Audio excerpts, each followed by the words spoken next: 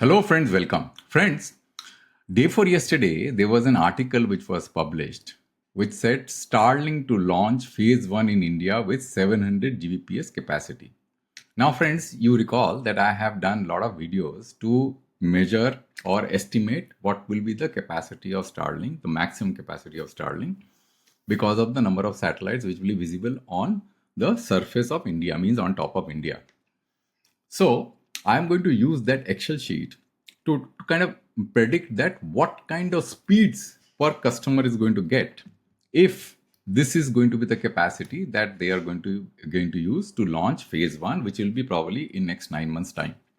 And if the speeds are decrease, how much the number of subscribers are going to increase, and whether these speeds and capacity is sufficient to threaten BharatNet program of Government of India, whether there will be any impact on BharatNet, whether Starlink or Kunipur, given the capacity that they are going to launch, because if this is the capacity, then you can predict that the capacity that is going to increase in future is not going to be substantially high. It's not going to be 10 times or 11 times or 20 times, right? You can make some prediction.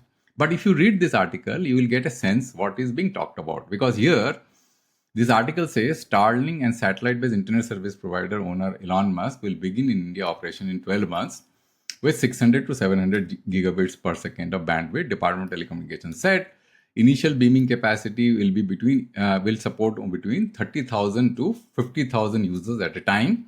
And in certain cities, built-up area, it will eventually expand to a staggering 3 terabits per second by 2027, the DOT sources said. Now, friends, when I saw this article, I remember my model, right, which I had used to make some prediction on what kind of tariff that Starlink will be able to give. Because if you recall my video, I'll show you my video.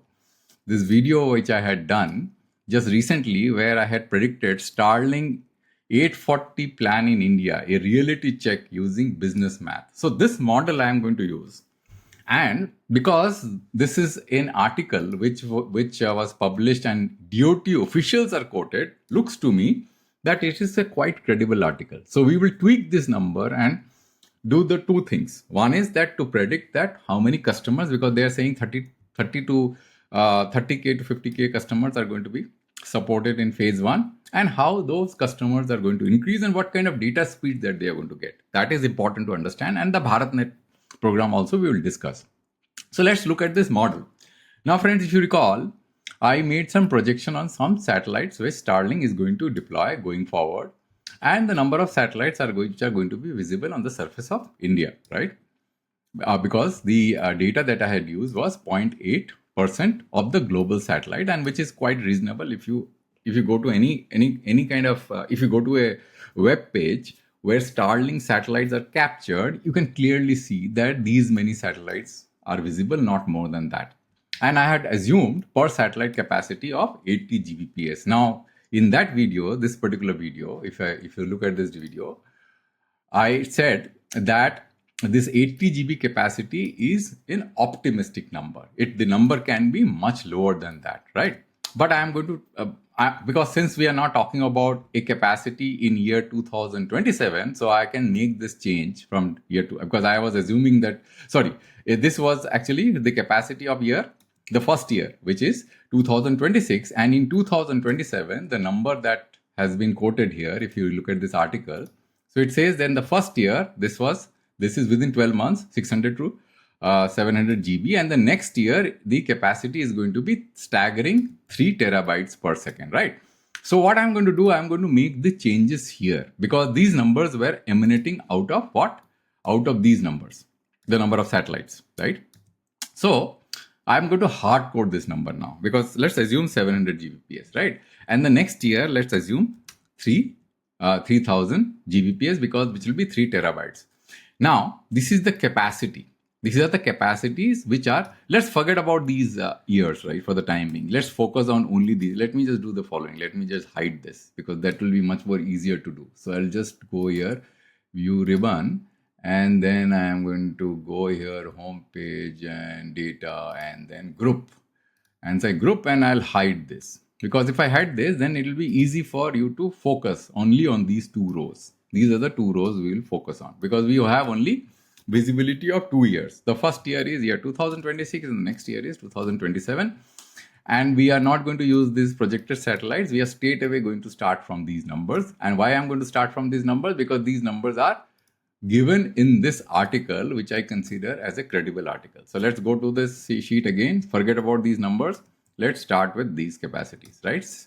700 and 3000. Now, one thing is important. The important is the total data capacity over India PB per month. Why I'm going to be interested in this number? Because this is going to give us some visibility as to what kind of capacity requirement will be there for BharatNet, whether the satellite connectivity will be able to pose any threat to BharatNet or not. But before I even go and make those comparison, I am going to show you how this number has been calculated.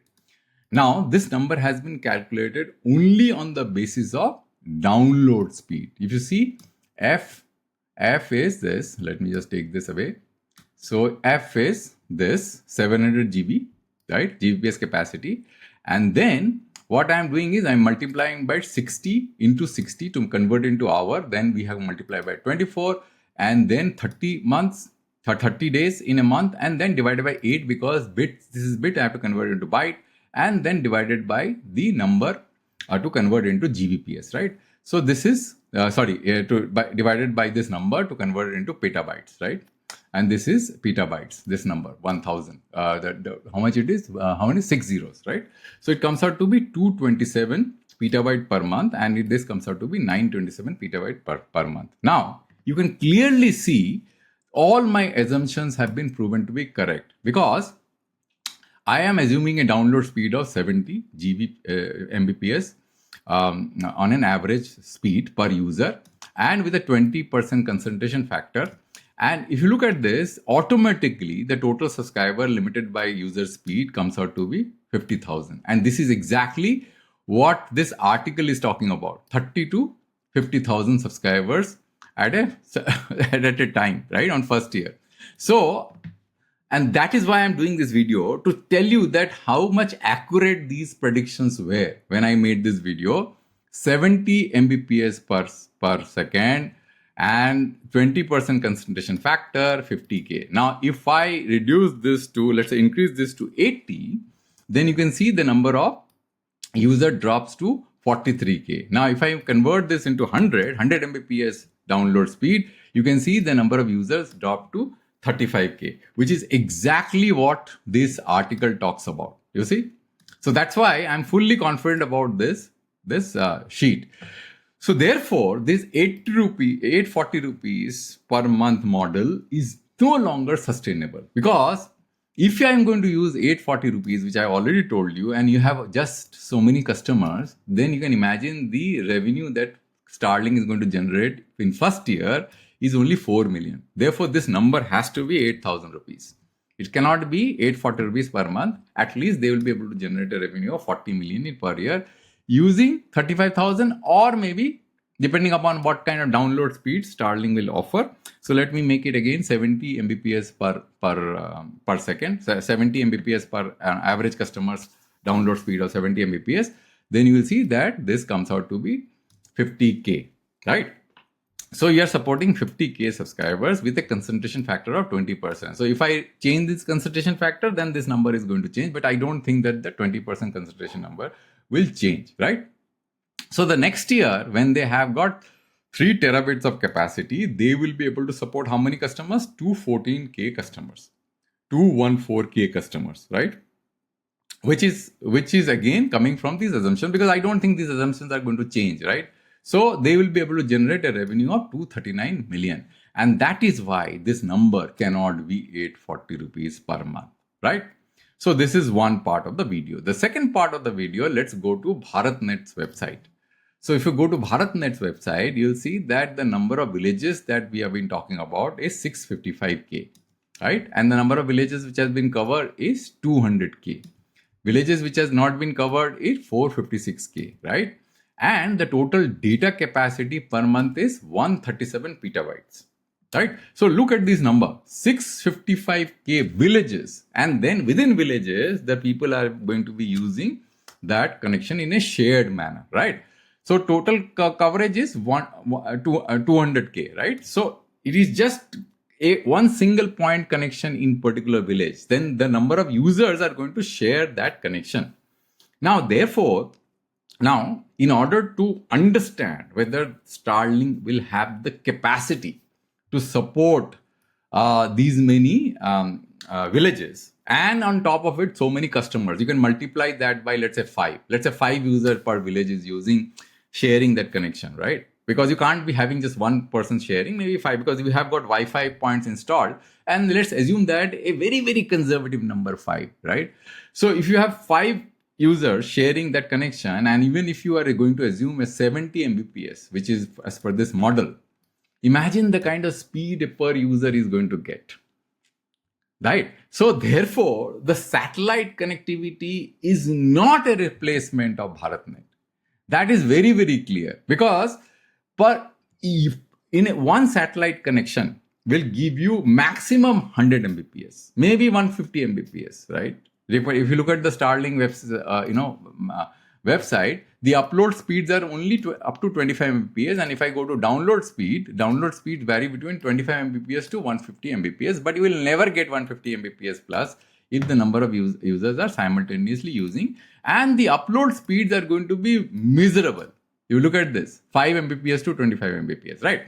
So therefore, if you go to the BharatNet's website, with so many villages which are uncovered, 456K villages, and this model says in the first year, they'll be able to do how many? 50K subscribers, and the second year, they will be able to do 214K subscribers. Now, there will be subscribers, at least 90% of the subscribers are going to be premium subscribers. They are going to use this for their own premium purpose. There is nothing left for BharatNet. It is going to be so miserable.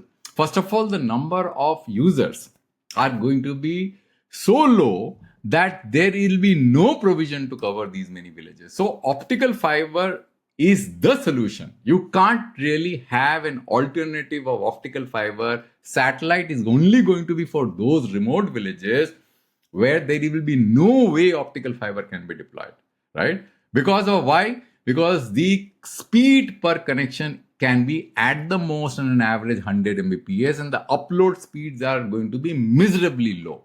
And these connections have to be shared within the village between multiple users. At least 5 to 10 users are going to share. So if you are going to have such low connectivity with 100 Mbps and upload speeds maximum 25 Mbps, you will never get 25 Mbps, you will get 10 Mbps. Imagine the kind of throttling that is going to happen per user.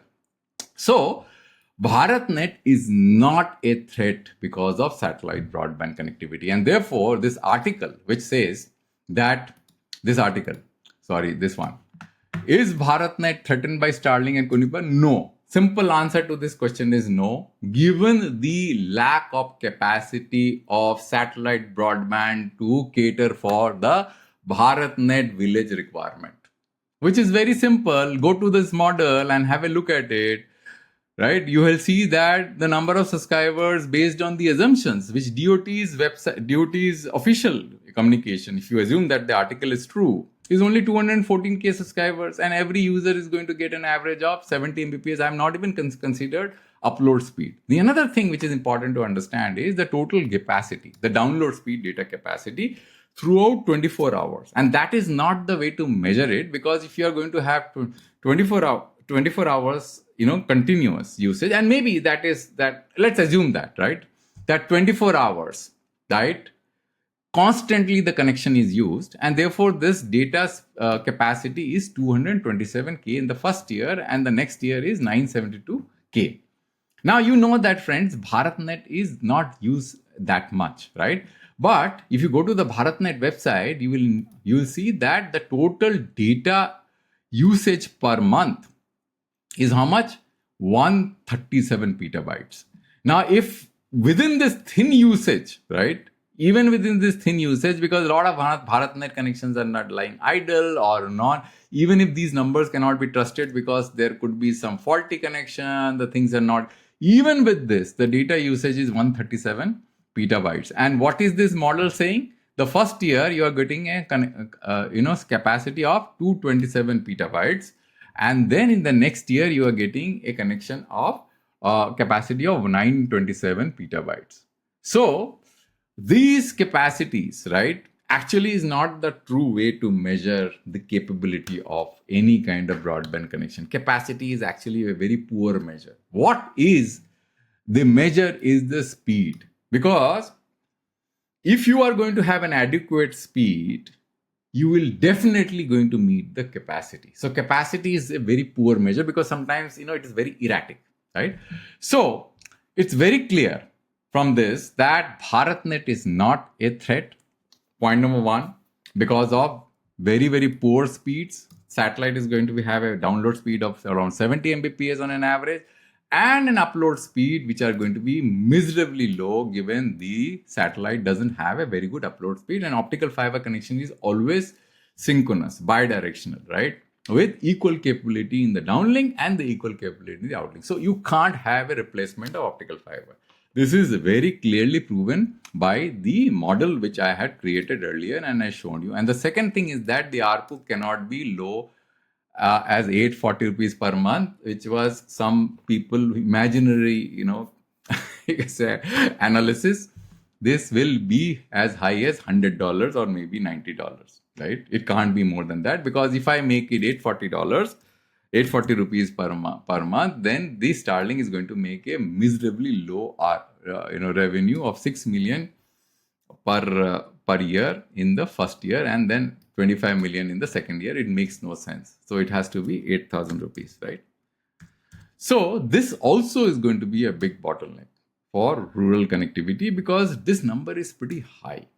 And if the people are sharing in the rural area, in those villages, this connection, the bandwidth is poor, upload speeds are poor, so it doesn't justify. So you need a broadband connectivity, friends, in the rural area. So BharatNet has to be completed. There is no way satellite is a replacement, except in mountainous area where there is no way to connect optical fiber, right? So that's all, friend, in this video. I hope that you like this video. And if you have any comments, let me know in the comment section. And if you have any suggestion, also let me know. And thanks for listening till the end. I'll come back with a new video next time on a new topic. Thank you very much.